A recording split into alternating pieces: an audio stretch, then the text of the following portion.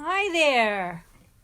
Welcome to another BeadSmith Facebook Live. I'm Leslie Rogalski, Creative Director for the BeadSmith, and I am here with my intrepid camera person and right-hand woman, Leslie Pope. Hi, everyone. So today we're going to work with Paisley duos, gem duos, and seed beads to make these lovely little Yule garland earrings. There we go. I'm going to take you step by step through these. They're very fast. And the Paisley duos and the gem duos, as you can see, by my ring designed by Leslie Pope. You have one on too, right? Yes, I do. In different colors. In different colors. Beautiful. Yeah. Peacock. But today we're going to do the earrings. I know you're all saying, oh, I want to make the ring. Next time. Yeah.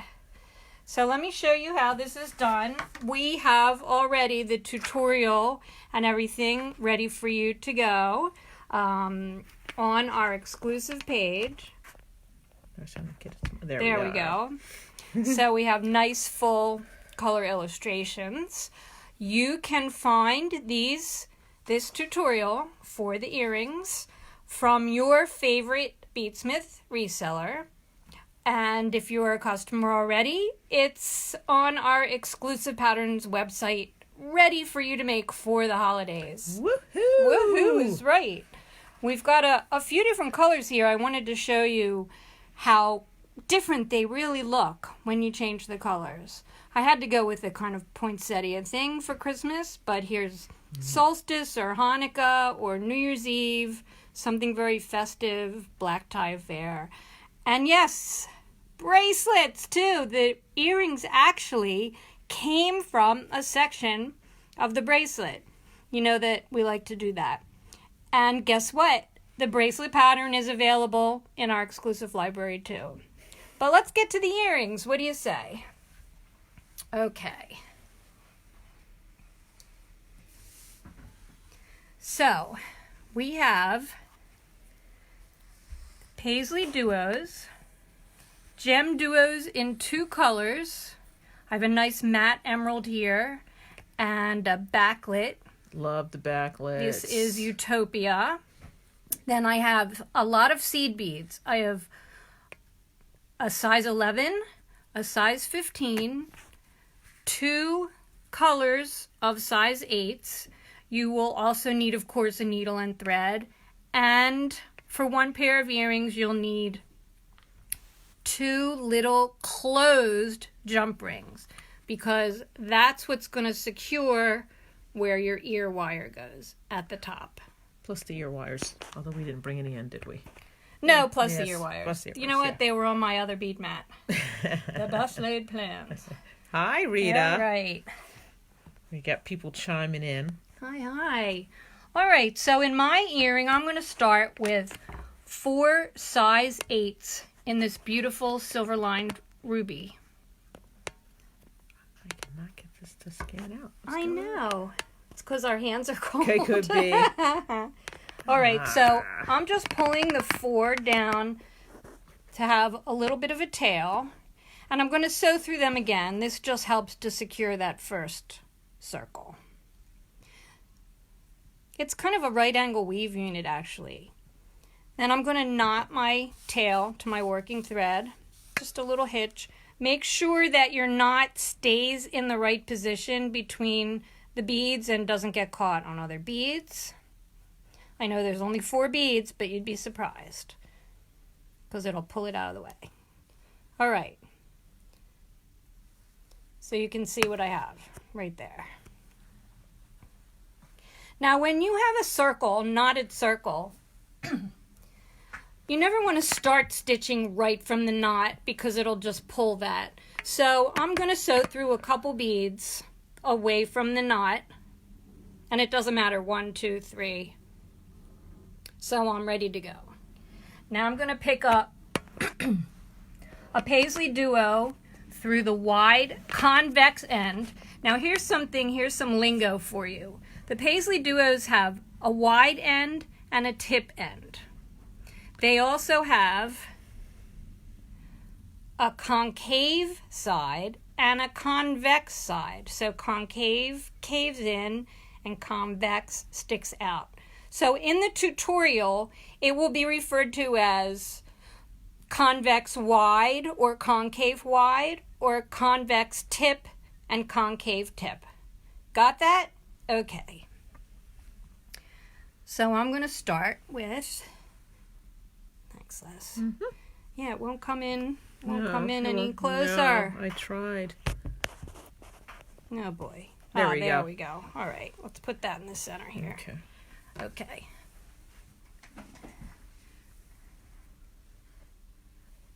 It's hard to do these standing up, so I just sat down. All right, so I have strung a Paisley duo through the wide convex end, and I'm going to pick up my second color 8, a green, and now I'm going to pick up a Paisley duo through the wide concave end so that they face each other like this, right? Now I'm going to pick up another red because if you see in my design, I have the reds on either side here. Whoops. Let's show that so you can see what I'm pointing to. All right, so I'm working my way around the circle this way. I'm going to pick up a single red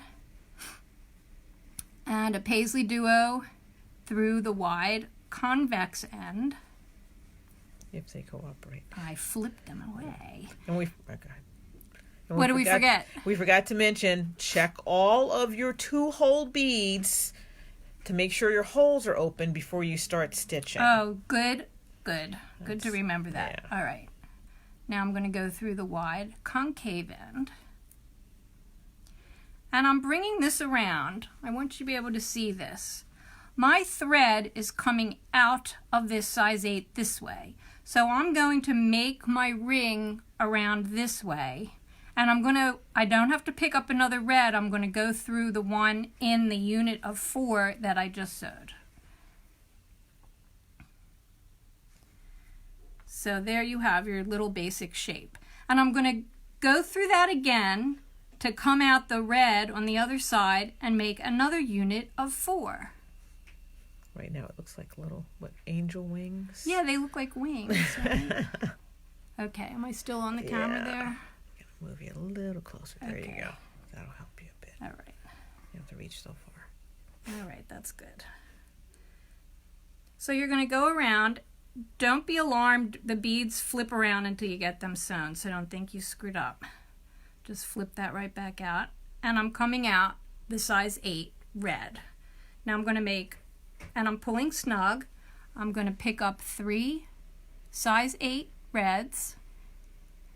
I'm going to finish that unit, and again my thread is coming out the bottom here, so you want to keep going. This is the way right angle weave works, clockwise and counterclockwise depending on the direction of your thread. Okay, now one of the things that happens in this is you do sew through a lot to get your needle in the right position to maximize hiding your thread path. So right now I'm going to sew all the way around this unit and back around and come out, and we find that hiding the thread when you're working with Paisley duos works best by running the thread up the convex side, the side that bows out. So right now I'm just going to work my way around to come all the way out, and I'm just following existing thread paths.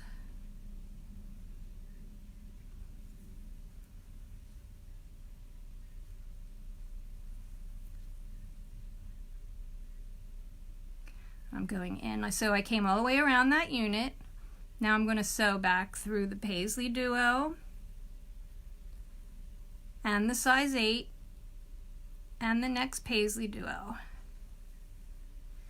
And now I can come around because I want to come out the tip, so with the thread wrapped around the side of the Paisley duo. I'm going to go through this way.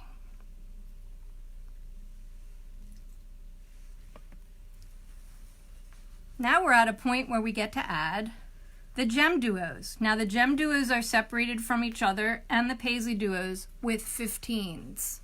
Can you see that? You're good. Okay. Yep. So I'm going to pick up a 15. Now the gem duos have an upside and a downside. So you want to make sure that you're always stringing your gem duos with the faceted side up. So I have my matte emerald. I'll put these over here. And you can just lay it down like this if you want to check. My matte emerald of 15. Boy, they pop all over on this mat.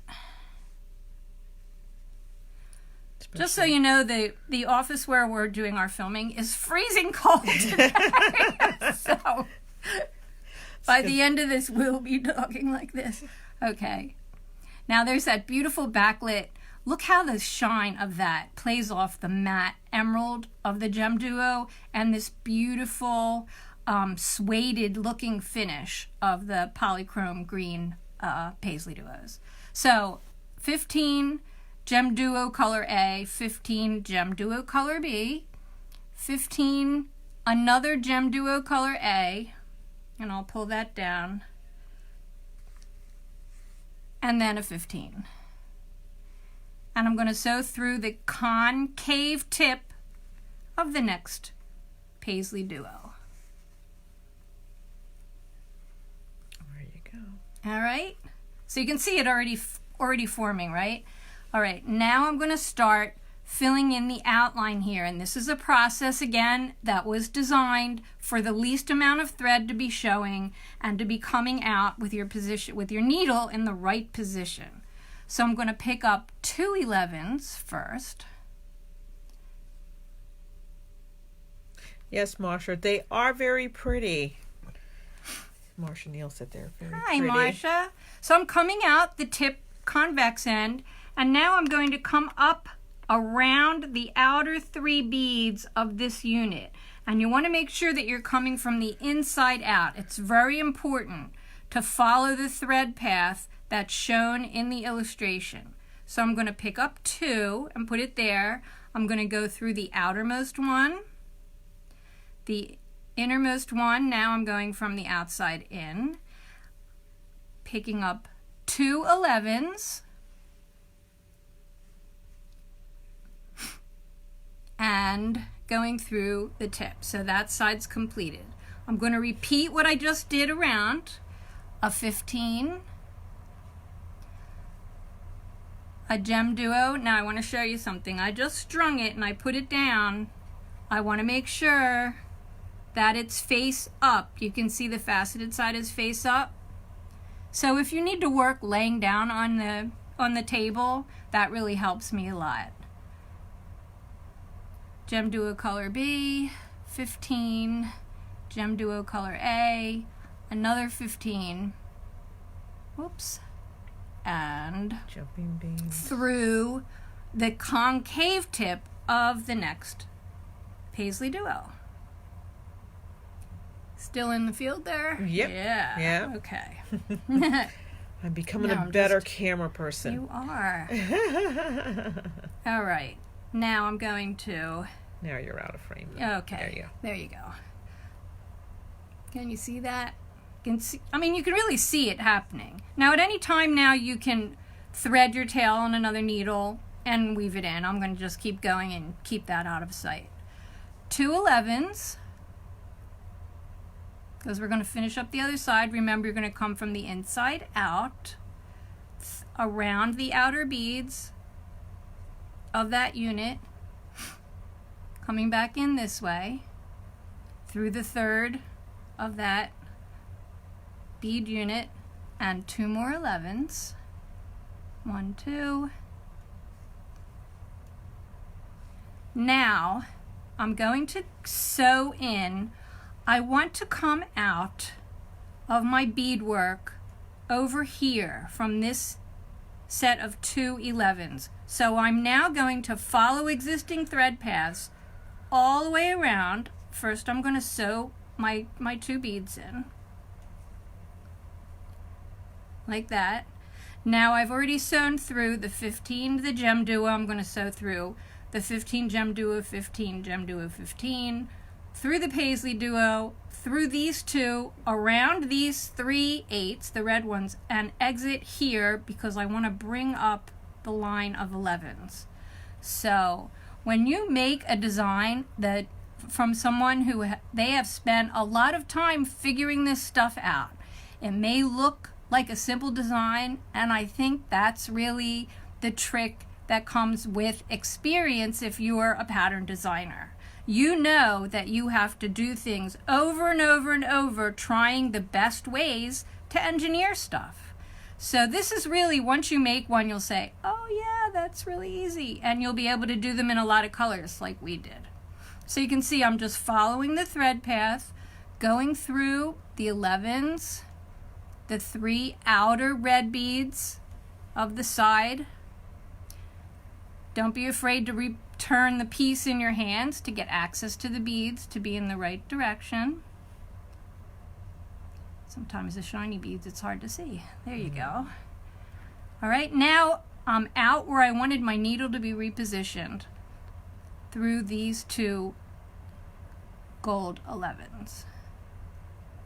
Get through both of them like that. Don't get your thread caught.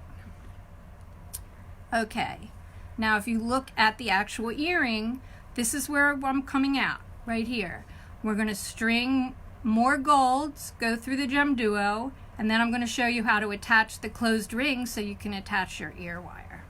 So I'm going to pick up 4 11s, and that's something else. I tried it with 3, try it with 4, try it with 5. The 4 worked best. So I'm going to string 4 11s and sew through the gem duo. Now I'm going to pick up a 15, a red 8, and a 15 because that fit nicely between the 2 gem duos that I'm going to sew through. All right, so now I'm at what will become the top of the earring. I'm going to pick up 2 11s and pull them down to the gem duo. String a jump ring, and I did this separately because these beads fit through the jump ring and it can get fiddly. This way you know you're going to do it right. So I have my jump ring strung and 2 11s. Whoop, did you see that? It went right down there. So showing you, it does. Now I'm just going to sew back through the second one that I strung. Get in there.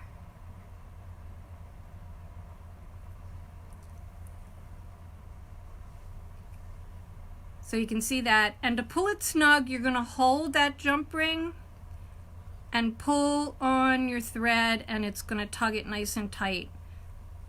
Then string a 3rd 11,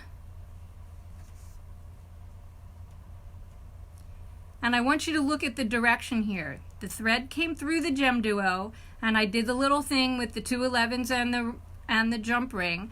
Now I'm going to complete the circle, sewing in that same direction through just the gem duo.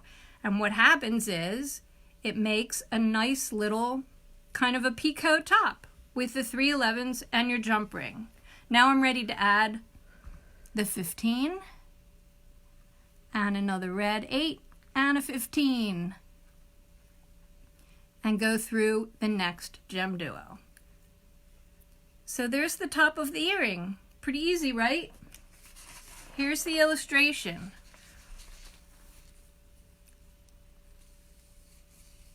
Where I'm working around, here's the little picot. It's in the opposite direction.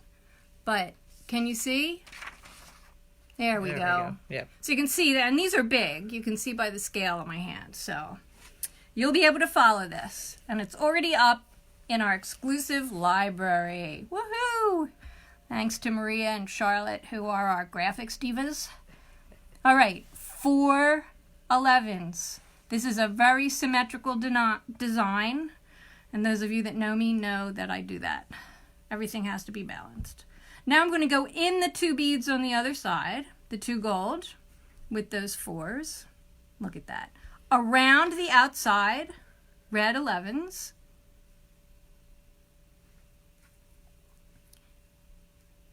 3 of them. If that's where your knot is, it might be a little tight. There you go. And through those 2 11s at the bottom. We're going to do the same thing, except we're not going to add the jump ring. So 4 11s. 1, 2, 3, 4. Through the first gem duo as you're working your way around. Now we're going to pick up a 15, a red, and a 15. 15, a red, 8, and a 15. These little 15s, I never thought I would work with beads this tiny, but you know what? They're great. We call them bridge beads. They just really help to fill in spaces. Okay? Now I'm going to pick up 3 11s, no jump ring. And exiting this side, I'm going to come around and through the gem duo to make the little picot around the tip of that. Nifty, right? Fancy. It's really fun to make these in different colors. I wish I'd had more time to do more for you guys today. 15 and 8 and a 15 through the next gem duo. Voila, now we're going to pick up 4 11s. We're almost finished. This is a great stash buster It is. project because you don't need a lot of beads to do it. You are so right. Okay. And with the 4 11s, now you're going to sew back into the beadwork, following existing thread paths. Ta-da! Now I'm going to just weave my thread in and trim it. And all you would do here is open an ear wire, add it to the top of your earring, and you're done. Pretty cool, right? So you can see how in the cuff, after I made this first, I looked at this and thought, oh, this would be a really good section. And it does kind of look like angel wings or a butterfly. Yeah. Now, I don't wear a lot of red and green. I had to do metallics and pearly colors for this. I call this black tie. It's not a Yule cuff. It's more of a New Year's Eve cuff, I guess. And so there you go. What do you guys think? Well, I think the red and green one's going to be mine. They're really pretty. I mean, I might have to wear them. We actually host my husband's family on Christmas Eve. And so That might be there a you good go. one. All the Yay. different colors. Thanks for watching, you guys. So remember, you can find Paisley duos, gem duos, and other quality beads, tools, and supplies from the BeadSmith from your favorite bead reseller. We love beads. See ya. Bye.